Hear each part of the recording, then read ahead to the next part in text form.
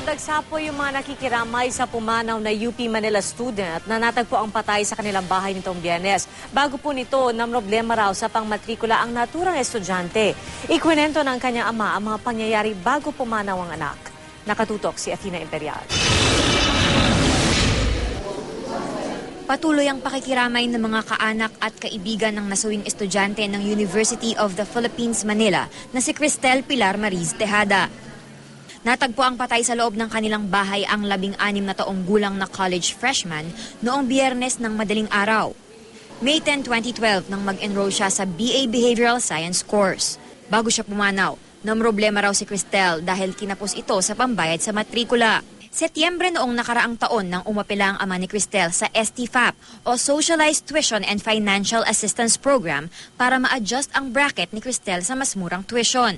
The reason cited for appeal, father lost his job, resulting in extreme financial difficulty and parents frequently have word fight and physical fight over lack of money. Hindi umano nakapagpasa ng requirement sa tamang oras ang ama ni Cristel. Hindi rin daw nabayaran ng mga magulang niya ang balanse ng student loan, kahit binigyan sila ng 3 pagkakataon ng universidad. Pero yung second sem, hindi pa kasi nga hindi nga ako nakabot noong December. Hindi ko na-process noong December. So, ayun, nagka-problema ako. January 26, bumalik ulit ako kay Vice Chancellor. Sumulat ulit ako. Ayun ako, hindi na pwede to. Sabi niya, anong date na? Tapos inano niya na ang gagawin na lang daw ni Cristel, mag-force leave of absence siya. Sa kabila nito, nakiusap pa rin daw ang mga magulang ni Cristel sa mga opisyal. Nung second time nga pumunta kami, nandun na si Cristel, mas masakit yun. Kasi narinig niya na eh.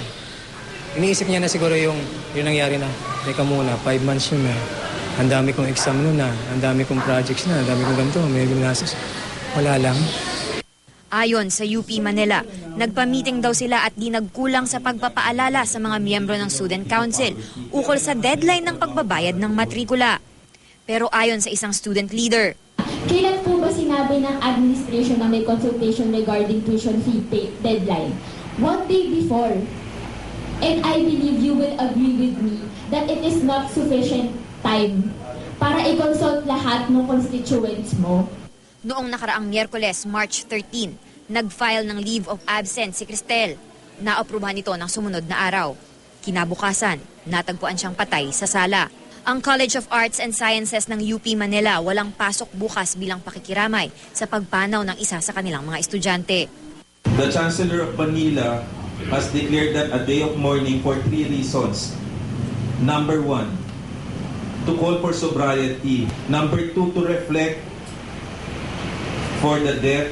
Ano bang ibig sabihin nito, ang pagkamatay po ni Cristel Tejada? At ang number 3 reason is to move at a higher levels for a noble cause, for a permanent and definite solution for the educational problem of the country. Sa isa namang mensahe, sinabi ni UP President Alfredo Pascual na kasalukuyang isinusulong ang pagrepaso ng application sa STFAP at pagdadagdag ng financial aid para sa mga estudyanteng mahihirap. Athena Imperial, nakatutok, 24 oras.